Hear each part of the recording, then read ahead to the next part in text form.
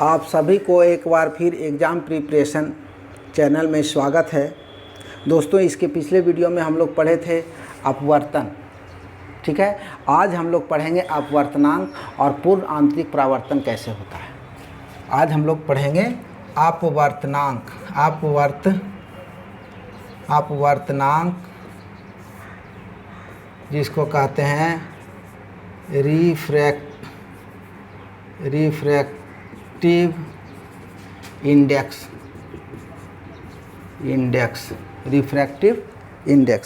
ठीक है, refractive index.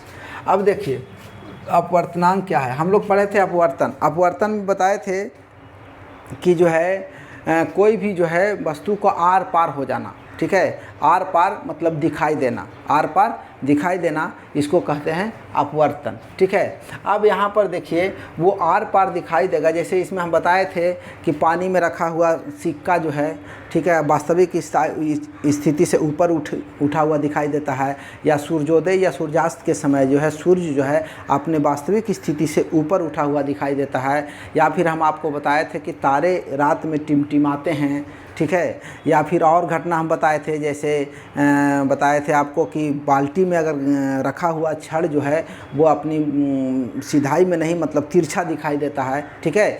तो ये कितना तिरछा दिखाई देगा, कितना अपनी वास्तविक ऊंचाई से ऊपर रहेगा, ये चीज़ के बारे में हम लोग पढ़ेंगे। यही है अपवर्तनांक, ठीक है।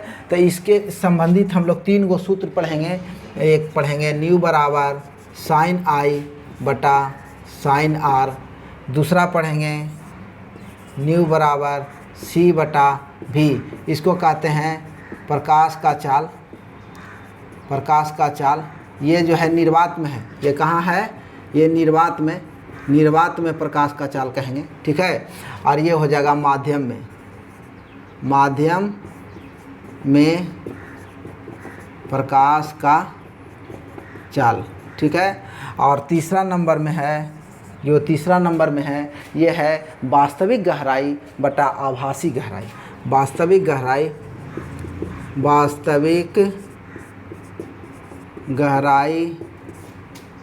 बटा आभासी गहराई, वास्तविक गहराई बटा आभासी गहराई, ठीक है। अब देखिए यहाँ पर, अब इसको हम लोग समझेंगे। जैसे सपोज मान लीजिए कि ये देख लीजिए, ये जो है आपका जो है ये एक तरह से कहिए कि मतलब कांच है, ठीक है, या माध्यम का बंटवारा करने का मतलब बता रहे हैं, ठीक है। अब इसमें देखिए ज़रा कि ऊपर में देखिए ये है हवा, ये क्या है, हवा है, और ये है पानी, ठीक है। इसको हम कहेंगे विरल माध्यम, ये है विरल माध्यम, और ये है सघन माध्यम, ठीक है।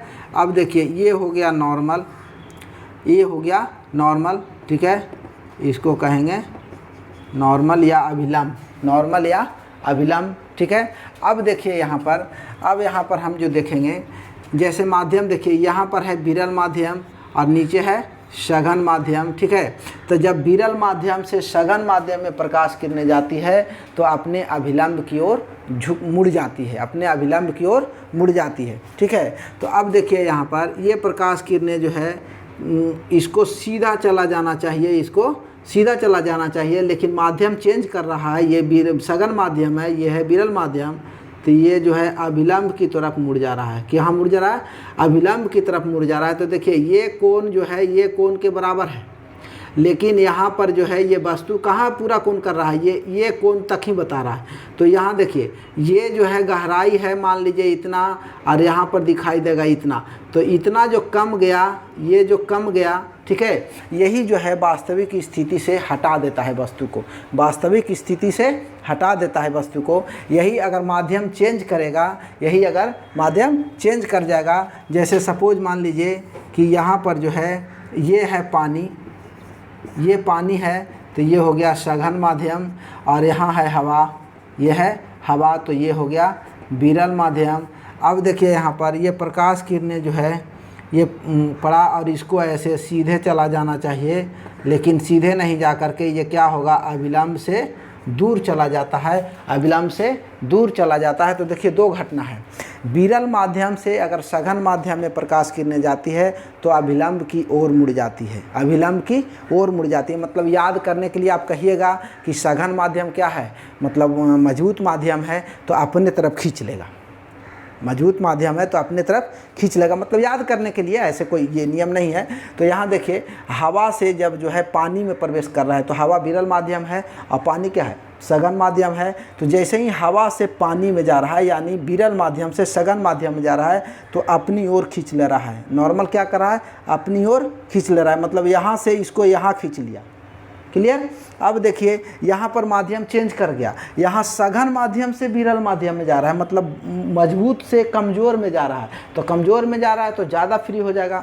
तो यहाँ पर देखिए कि अभिलंब से दूर चला जा रहा है, अभिलंब से देखिए, अभिलंब से इतना दूर है ये एंगल, लेकिन यहाँ हो जा रहा है इतना बढ़ गया, इतना क्या हो गया, बढ़ गया। ठीक है, तो ये अपनी वास्तविक स्थिति से अलग दिखाई देता है। तो यही कारण से अलग दिखाई देता है, इतना जो हट जाता है अभिलंब से, इसी के कारण हमको कोई वस्तु जो है वास्तविक, अपनी वास्तविक स्थिति से अलग हटा हुआ दिखाई देता है। क्लियर। तो इसका एक स्क्रीनशॉट लीजिए। और इसमें देखिए एक चीज़ हम निकाल के भी बताते हैं आपको। जैसे सपोज मान लीजिए कि एंगल रहेगा देल, पहला तो है एंगल, अगर एंगल दिया हुआ रहेगा साइन आई का जो एंगल रहेगा वो लिखिएगा, साइन आर का जो एंगल रहेगा वो लिखिएगा। तो साइन आई मान लिया साइन 30 डिग्री, साइन 60 डिग्री रहेगा, यहाँ साइन 30 डिग्री हुआ और यहाँ रहेगा साइन 60 डिग्री, मतलब दोनों का एंगल अलग अलग रहेगा।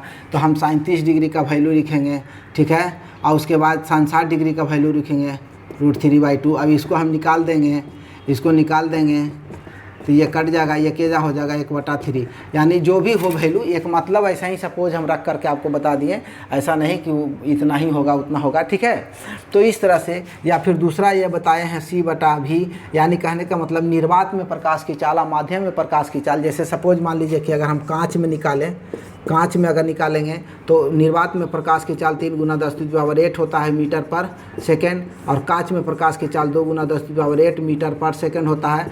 देखिए यहाँ से ये कट जाएगा, ये कट जाएगा, ये कट जाएगा, तो क्या बचेगा, 3/2 बचेगा, यानी 1.5 बचेगा।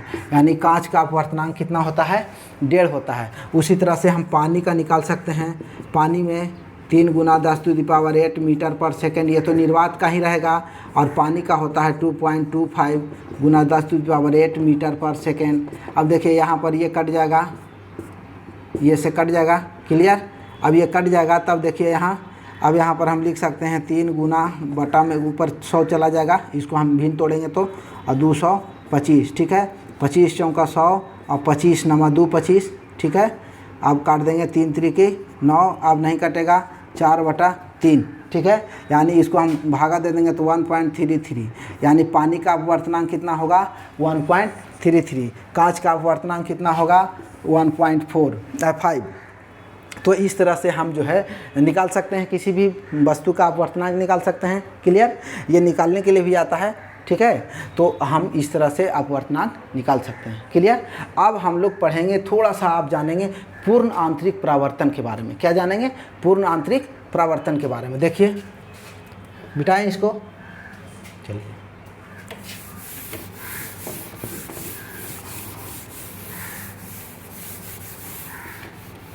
अब देखिए, अब हम लोग पढ़ेंगे पूर्ण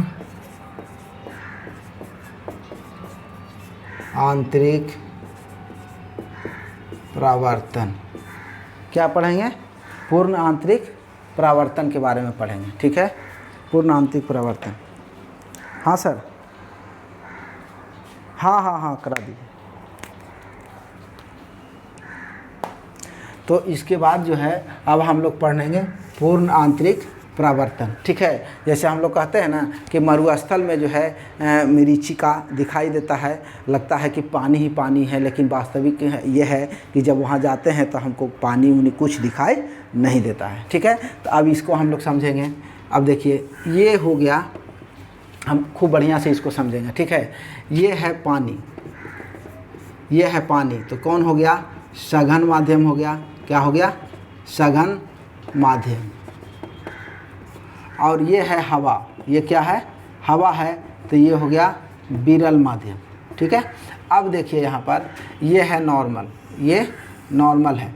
अब देखिए यहाँ से प्रकाश किरण जब पड़ रहा है, काहे यार तिरछा हो रहा है, यहाँ से प्रकाश किरणें पड़ रहा है, इसको सीधा ऐसे जाना चाहिए था, लेकिन देखिए हम बताए हैं आपको कि सघन माध्यम से विरल माध्यम में जब प्रकाश किरणें जाएगा तो अभिलंब की ओर मुड़ जाएगा, ठीक है। और विरल माध्यम से जो है सघन माध्यम से विरल माध्यम में जब प्रकाश किरणें जाएगा तो अभिलंब से दूर चला जाएगा, ठीक है। अब यहाँ पर देखिए सघन माध्यम से विरल माध्यम में प्रकाश किरणें जा रहा है तो अभिलंब से क्या होगा, दूर हो जाएगा। तो ये अभिलंब से दूर हो गया, ये ऐसे हो गया, ये ऐसे हो गया, ठीक है। दूसरी प्रकाश किरणें, ये दूसरा प्रकाश किरणें मान लीजिए चला, तो इसको जो है दूसरा प्रकाश किरणें क्या है, इसको ऐसे चला जाना चाहिए था, दूसरा ऐसे चला जाना चाहिए था, ठीक है। ये ऐसे नहीं जा कर के ये क्या होगा, ऐसे चला जाएगा, समझ रहे हैं, ऐसे चला जाएगा, या इसको कहिए एक तरह से ऐसे कहिए, ये ऐसे चला जाएगा, इसके सीध में चला जाएगा, क्या है माने इसके सीध में भी तो जा सकता है ना, इसके सीध में चला जाएगा। तो अब यहाँ पर देखिए ये कोण जो है और ये कोण, ये इसका ये वाला कोण, ठीक है, ये वाला कोण, क्योंकि यही ना है। अब यहाँ पर देखिए ये अगर तीसरा कोई प्रकाश किरण आया, ठीक है, तो अब देखिए अब कहाँ से जाएगा, अभी देखिए पहला प्रकाश किरण जब ये गया तो इसको सीधा जाना चाहिए था, ये यहाँ से मुड़ गया, ठीक है, क्लियर। दूसरा प्रकाश किरण गया, इसको यहाँ से जाना चाहिए था, ये यहाँ से चला गया, ये यहाँ से चला गया, ठीक है। तो तीसरा प्रकाश किरण जो जा रहा है, अब इसको जो है इसके सीध में जाना चाहिए था, इसके सीध में जाना चाहिए था, लेकिन इसके सीध में नहीं जा कर के ये क्या होगा, परावर्तित हो जाएगा, ठीक है। तो अब देखिए यहाँ पर, अब ये तो गजबे हो गया, नहीं गजब हो गया। अभी देखिए हम लोग इसको लेंस में पढ़ रहे थे, ये क्या है, लेंस का काम कर रहा है, लेकिन यहाँ पर देखिए तो दर्पण का काम कर गया कि नहीं कर गया। तो ये दर्पण नहीं है, ठीक है, ये अपवर्तन ही हो रहा है, लेकिन यही जो है पूरा अपवर्तन हो गया। ये कितना हो गया, पूरा अपवर्तन हो गया। जब पूरा अपवर्तन हो गया तो हमको ऐसा महसूस हो रहा है कि ये वापस लौट गया, ये क्या हो गया, वापस लौट गया। जैसे सपोज मान लीजिए कि यहाँ पर ये जो है, मान लीजिए कि ये जो है क्या है, नदी है या तालाब है, आप मान लीजिए ये क्या है, नदी है या तालाब है। यहाँ पर मान लीजिए कि छोटिया खड़ी है, यहाँ पर छोटिया खड़ी है, कोई बच्चा खड़ा है, ठीक है। अब देखिए ये जो है सूर्य को देख रहा है, इसको सूर्य दिखाई, तो सूर्य यहाँ देखो, यहाँ जो है सूर्य है, इसका प्रकाश किरण जो पड़ रहा है तो ये तो ऐसे पार कर जा रहा है, ये ऐसे पार कर जा रहा है, ठीक है। अब ये जो है कुछ नीचे आ गया, ये क्या हो गया, कुछ और नीचे आ गया, कुछ और नीचे आ गया, तो यही जो है ये ऐसे हो गया, ये क्या हो गया, ऐसे लौट गया। तो अब देखिए ये सूर्य जो है इसको पानी में दिखाई देगा, ऐसे पानी से रिफ्लेक्ट होकर दिखाई देगा। इसी को कहते हैं हम पूर्ण आंतरिक परावर्तन। इसको क्या कहते हैं, पूर्ण आंतरिक परावर्तन, ठीक है। तो यही जो है पूर्ण आंतरिक परावर्तन हो जाता है, तो हमको ऐसा लगता है कि जैसा बाहर में है वैसा ही जो है हमको उधर चीज़ें दिखाई दे रहा है, ठीक है। इसी को कहते हैं पूर्ण आंतरिक परावर्तन। जो है मरुस्थल में जो है हम लोग जो देखते हैं, कहते हैं कि जो पानी ही पानी नज़र आ रहा है, पानी जैसा जो है माहौल है, पानी जैसा मतलब दिखाई दे रहा है, जिसको कहते हैं, जिसको देख करके जो है मतलब हिरन जो है या मरुस्थली जानवर जो है पानी पीने के लिए तड़पता हुआ उस जगह पर जाता है, और जाने के बाद जो है वहाँ पर उसको कुछ नहीं मिलता है, जिसको कहते हैं मिरीचिका। क्या बोलते हैं, मिरीचिका, ठीक है। यही है, ये मतलब झिलमिल दिखाई देगा, लग रहा है कि जैसे वहाँ पर जल है, बहुत दूर में जल दिखाई दे रहा है, जबकि वहाँ पर जब जानवर पहुँचता है तो वहाँ पर उसको जल दिखाई नहीं देता है। तो यही है पूर्ण आंतरिक परावर्तन, ये आपका मरुस्थल में भी होता है, ठीक है। पूर्ण आंतरिक परावर्तन, इसी को कहते हैं पूर्ण आंतरिक परावर्तन, और यही जो है पूर्ण आंतरिक परावर्तन के कारण जो है ये घटना होता है। क्लियर दोस्तों, तो आज इतना ही रहने देते हैं। अब इसके बाद जो है हम लोग मिलेंगे अगले वीडियो में, तब तक के लिए विदा, जय हिंद।